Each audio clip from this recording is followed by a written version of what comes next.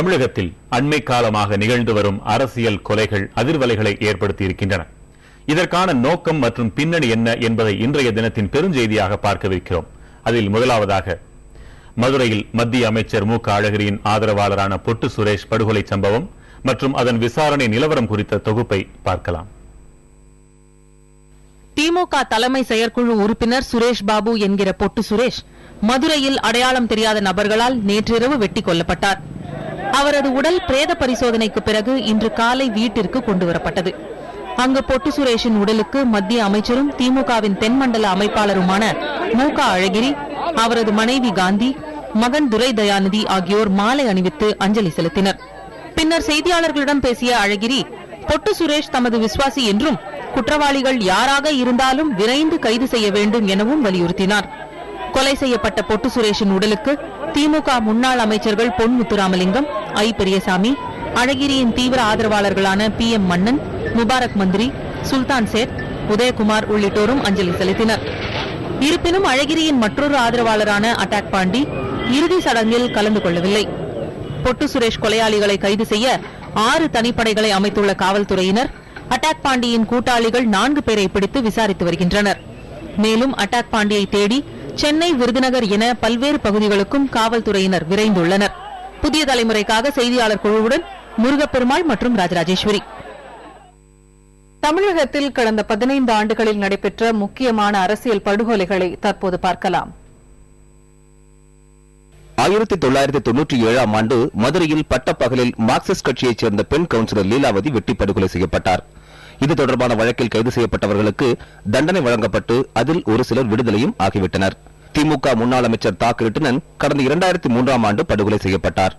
இந்த வழக்கில் மத்திய அமைச்சர் மு க அழகிரி உள்ளிட்ட 15 பேர் குற்றம் சாட்டப்பட்ட நிலையில் குற்றம் நிரூபிக்கப்படவில்லை என கூறி அவர்கள் அனைவரும் விடுதலை செய்யப்பட்டனர். இந்த வழக்கில் குற்றவாளிகள் யார் என்பது இதுவரை தெரியவில்லை.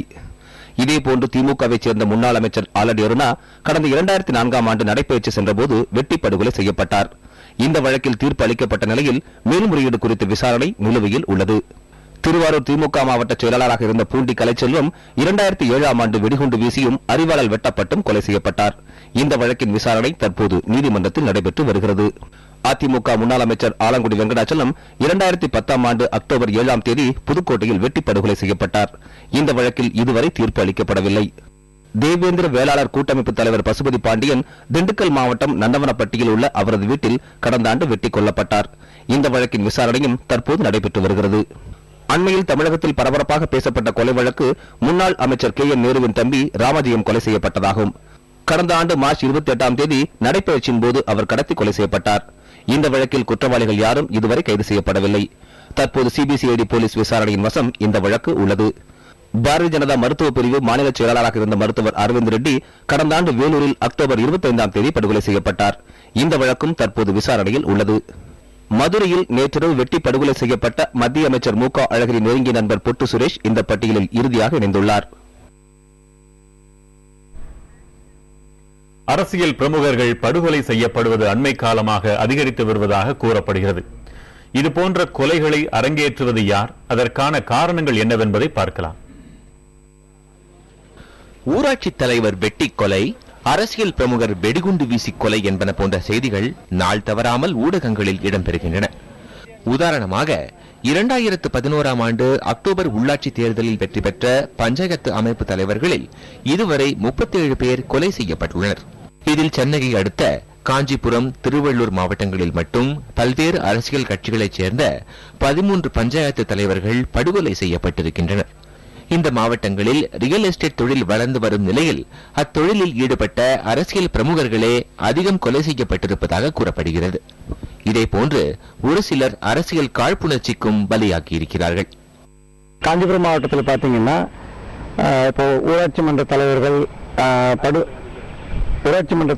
படுகொலைகள் தொடர்ந்து நிகழ்ந்து கொண்டே இருக்கிறது. அதனால என்னன்னு கேட்டீங்கன்னா, இப்ப அவங்க அந்த மாதிரி படுகொலை செய்யப்படுறதுனால தனிப்பட்ட முறையில் அந்த குடும்பத்துக்கு பாதிப்பு ஏற்படுது என்றாலும் கூட அந்த பகுதியில் இருக்கின்ற அவர்களால் தேர்ந்தெடுக்கப்பட்ட அந்த மக்களுக்கும் பாதிப்புகள் அதிகமாக ஏற்படுது. முக்கிய பிரமுகர்களின் கொலை சம்பவங்களில் கூலிப்படையினருக்கு பெரும் பங்கு இருப்பது பல்வேறு நிகழ்வுகளில் தெரியவந்துள்ளது. கடந்த கால குற்ற வழக்குகளின் விசாரணைகளும் பின்னணியும் இந்த தகவலை உறுதி செய்கின்றன. எதிரிகளை பழிவாங்குவதற்காக கூலி படையினரை அதிகம் பயன்படுத்துவது அரசியல் பிரமுகர்களை என்ற குற்றச்சாட்டையும் பார்க்க முடிகிறது.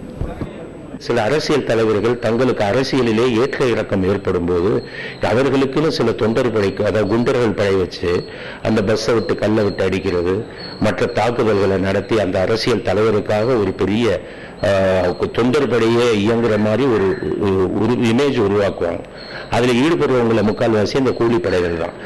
உள்ளூரில் அடிதடி மற்றும் கட்ட பஞ்சாயத்தில் ஈடுபட்டு வளர்ச்சி அடையும் ஒருவர் தனது பாதுகாப்புக்காக அரசியல் கட்சிகளில் சேர்வது வழக்கமாகிவிட்டது.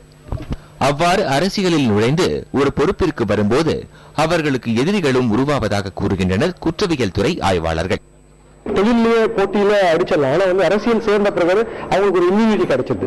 அப்போ அது போன்ற ஒரு போட்டி பொறாமை நிகழ்வு வரும்போது அவருடைய உயிரை போட்டியிட்டா இன்னும் வெளியாக இருக்குங்கிறதுனால அவர்கள் அது போன்ற பொறாமையாளர்கள் அந்த போட்டியாளர்கள் கூலிப்படையோ அல்லது மற்ற வேறு விதமான அமைப்புகளையோ சார்ந்து இந்த கொலைகளுக்கு காரணமாக பின்னணியில் இருக்கிறாங்க. தொழில் போட்டி, முன்விரோதம், அரசியல் காழ்ப்புணர்ச்சி என பல காரணங்கள் அரசியல் பிரமுகர்களின் கொலைகளுக்கு பின்னால் இருந்தாலும் இதுபோன்ற குற்றச் செயல்கள் நடைபெறாமல் தடுக்க வேண்டும் என்பதே அனைவரது எதிர்பார்ப்பாகவும் உள்ளது. புதிய தலைமுறைக்காக செய்தியாளர் குழுவுடன் முருகப்பெருமாள் மற்றும் நிரஞ்சன் பாரதி. அரசியல் படுகொலைகளுக்கான காரணங்கள் மற்றும் பின்னணி குறித்து சமூகவியலாளர் மார்க்ஸுடன் நமது செய்தியாளர் மகாலிங்கம் நடத்திய கலந்துரையாடலை பார்க்கலாம். தமிழகத்தில் நடந்து வரும் அரசியல் படுகொலைகள் மற்றும் அதனுடைய பின்னணிகள் குறித்து சமூகவியல் நோக்கர் மார்க்ஸிடம் சில கேள்விகளை முன்வைக்கலாம். வணக்கம் சார். இந்த அரசியல் படுகொலைகளுடைய நோக்கம் என்னவா இருக்கு, அதோட பின்னணிகள் என்னவா இருக்கு? அரசியல் கட்சிகளுக்குள் இருக்கக்கூடிய குழுச்சண்டைகள், அதை வன்முறையில் தீர்த்துக் கொள்வது என்கிற அடிப்படையில் தான் இந்த மாதிரி கொலைகள் நடைபெறுகின்றன. ஏற்கனவே அரசியல் கட்சியில் பிளவுகள் ஏற்படுது அப்படின்னா அது கொள்கை அடிப்படையில் ஏற்படக்கூடிய பிளவுகளாக இருக்கும். இன்னைக்கு குழு மோதல்கள், கோஷ்டி பூசல்கள், இந்த அடிப்படையில் தான் வாரிசு மோதல்கள், இந்த அடிப்படையில் தான் இன்னைக்கு பிரச்சனைகள் வருகின்றன. எனவே இன்னைக்கு ஒரு முக்கியமான தலைவராக வரணும் அப்படின்னா அவர் ஏதோ கொள்கை பற்று உடையவராக அல்லது கட்சிக்கு தொண்டாற்றியே வரணுங்கிறது அல்ல. யாராவது ஒரு தலைவர் ஒருத்தரை அவர் தன்னுடைய வழிகாட்டியாக ஏற்றுக்கொண்டு அவருக்கு போஸ்டர் ஒட்டி அவருக்கு அடியாளாக இருந்து இப்படிதான் இந்த பயிற்சிங்கிறது நடக்குது. அதன் மூலம் இன்னைக்கு உருவாகக்கூடிய குட்டி தலைவர்கள் பலரும் ஒரு மாதிரி அந்த ரவுடிசத்துடனும் அந்த ஜாதி செல்வாக்குடனும் இப்படித்தான் இயங்கக்கூடிய ஒரு நிலைங்கிறது இருக்கு. அரசியலுடைய ஒரு சீரழிவினுடைய ஒரு விளைவாகத்தான் நாம் அதை பார்க்கணும். அதாவது குற்ற பின்னணி கொண்டவர்கள் அரசியலுக்கு வந்திருக்கிறார்கள் என்று சொல்கிறீர்கள். இதனால் அரசியலுடைய தரம் தாழ்ந்திருக்குது என்று சொல்லலாம். அரசியலுடைய தரம் தாழ்ந்ததனுடைய விளைவாக குற்றப்பின்னணியுடையவர்கள் மேலே வருகிறார்கள், அப்படிதான் நம்ம அதை பார்க்கணும்.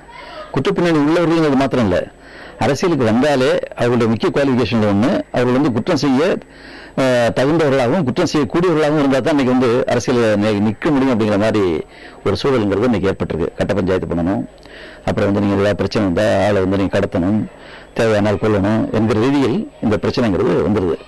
ஆக இன்னைக்கு லோக்கல் மட்டத்தில் அரசியல் அப்படிங்கிறது மக்களுடைய பிரச்சனை சார்ந்து அமையாமல் இந்த மாதிரி யார் ஆதரவு கூட்டங்களை வைத்துக் கொள்வது, அடியாள்களை வைத்துக் கொள்வது என்கிற ரீதியில் அரசியல் மாறிக்கொண்டிருப்பதனுடைய ஒரு விளைவாக நாம் அதை பார்க்கலாம். இது சமூகத்தில் எது மாதிரியான பாதிப்புகளை ஏற்படுத்த வாய்ப்பு இருக்கிறது?